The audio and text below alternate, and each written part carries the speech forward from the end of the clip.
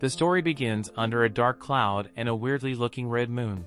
Delta jumps towards the wall and she screams while looking at the moon. On the other hand, the 7 shadows have their regular meeting and they meet with their Lord Shadow. It really seems like all things are going according to their plans, as there has been silence with the Diablos cult at Major City and all their plans have entered into actualization. Unfortunately, they must decide on an unfortunate event developed in the Lawless City. They tell their Lord Shadow there has been a suspicious transaction in the Lawless City. Many funds have been sent into the city, which has given them a lot of concern since the Lawless City is known for their weird ways. The city is in the middle of the earth, so it is no one's land. They report to their lord that the land belongs to no one, and if any bad incident occurs in the city, it will affect every other city, so they have to do something. Although it is to their regret, they have to put aside their plans and deal with that first. The Shadow Lord tells them that he can see what they are talking about and the doom is coming. Suddenly there is a very loud noise in the sky, the cloud shifts and it reveals a red moon. They all gaze at the sky and they see that trouble is booming. It is nothing else but the legendary red moon, and it brings fear. They tell their lord they have to find a solution as fast as possible, but the Lord Shadow tells them they don't have to worry about that because he would sort it out himself. They aren't comfortable with that decision since they know it is risky and their lord may die. He wonders if they do not trust him and says he would use the best means, although they admit it as a very successful means, and the Lord Shadow asks them if they don't think the moon is beautiful. They all kneel to his front as they all admit that the moon is truly beautiful and they can only enjoy the beauty because they have the Lord Shadow. They pledge their allegiance to him and set out at the Lawless City. Goldie and Quentin watch the city from afar. They wonder why the other people do not get nearer to the gate and say they are cowards and don't think they can fight the vampires. The Lawless City is a city that houses the fugitive vampires. The Queen of Vampires heads it and everyone is afraid of the city. The men insist they can find their way into the city, but before they get to the gate, a vampire approaches them asking them who they are and why they want to enter the city. They try to brag about their strength and the vampire removes his clothes and reveals his injured arm. He brings out his sword and attacks them, and in split seconds their blood splashes all over the sky and the red moon is revealed again. Elsewhere, 2 siblings Sid and Claire are visiting the Lawless City. Sid doesn't know why they are in that city, but Claire has dragged him there.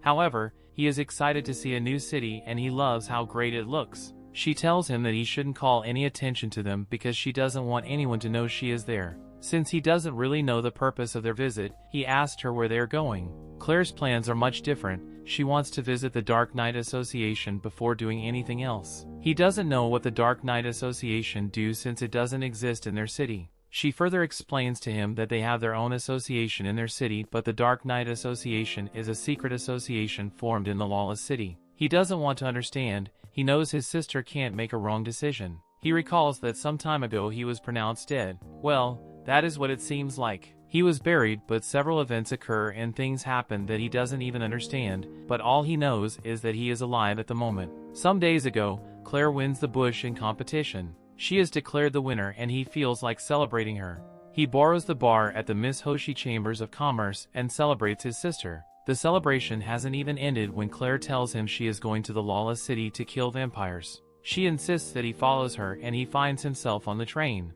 She tells him the reason she is taking him along as for his future, and if he learns from her well and trains well, she could fix him with the Major Knight after his graduation. Well, that's a plus for him, since he doesn't know what he wants to do after he graduates. It seems like she is reading his mind when she asks him about his future ambitions. He tries to deny that he doesn't have one. He claims he wants to keep it a secret, but she insists she knows he has no future ambition. They walk past a pet shop and the seller tries to trick Claire into buying from him. He calls her a beautiful girl and pitches all his pets to her, but she refuses to buy them. She drags Sid away and he begs her to stop dragging him. She claims he would get lost if she left him. Well, she is right. He gets lost when he leaves there and to get fresh air. He stands by the roadside and wonders how he will find his way back. Suddenly one of the bandits drags his purse from his pocket. Well, karma is a bad thing. He uses his magic to drag his purse away and also takes away everything the man steals from anyone. He keeps getting everything the man steals and walks around with the purses. Suddenly he sees some men beating a vampire underling. He knows vampire underlings to be strong and wonders why they are treated that way in the Lawless City.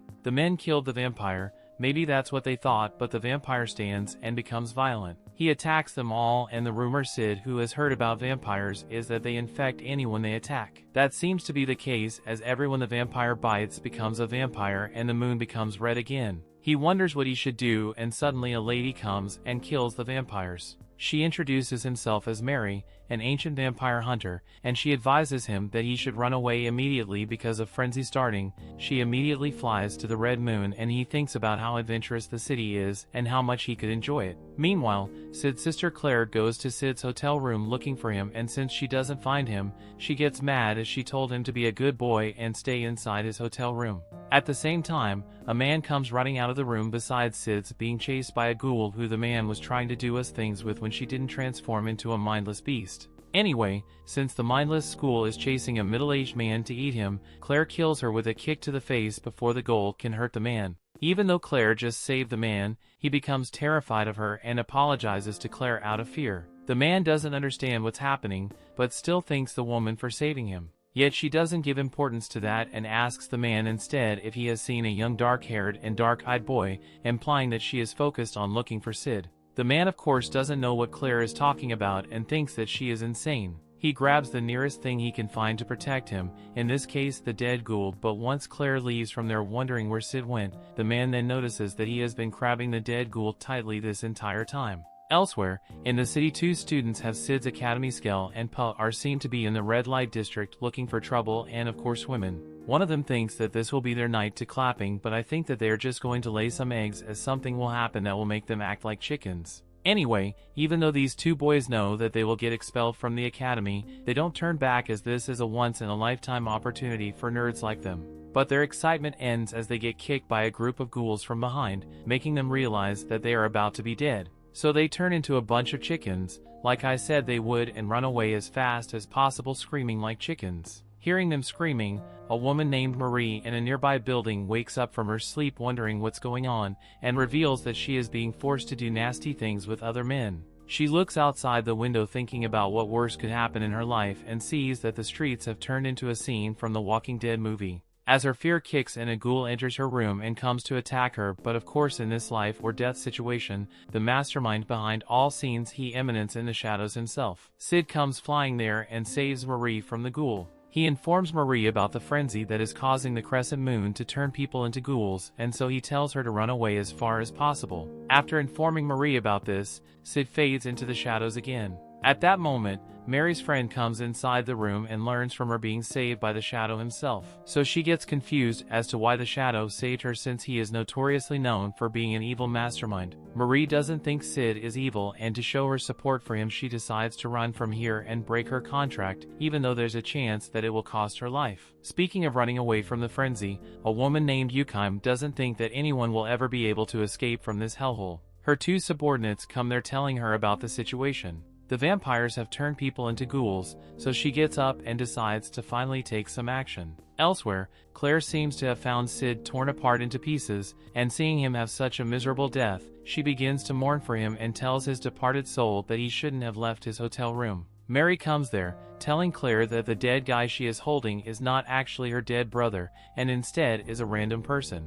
Claire finally takes a better look at the dead body, and she too realizes that that is indeed not Sid. So she gets disappointed instead of being relieved and asks Mary if she knows where Sid is. Mary indeed reveals to her where Sid is and tells her that she saw Sid laughing like a maniac down in the streets where the ghouls have gone on a rampage. But of course Claire doesn't believe her, as she thinks that Sid is just her whiny little brother who doesn't have the guts to even be here in the ghoul apocalypse. But she still agrees to listen to what Mary has to say and gets the misinformation that Sid has been taken away by the followers of the Blood Queen to the Crimson Tower, which is the castle of the Blood Queen. Claire doesn't understand why the followers of the Blood Queen would just abduct a random person, so Mary explains that the followers have actually taken Sid to awaken the Blood Queen from her 1,000-year slumber, as she requires the blood of a living young man. Believing what Mary is saying, Claire takes out her sword and decides to work together with Mary to go to the Crimson Tower together. They both defeat many mindless ghouls on their way there and introduce themselves to each other as well.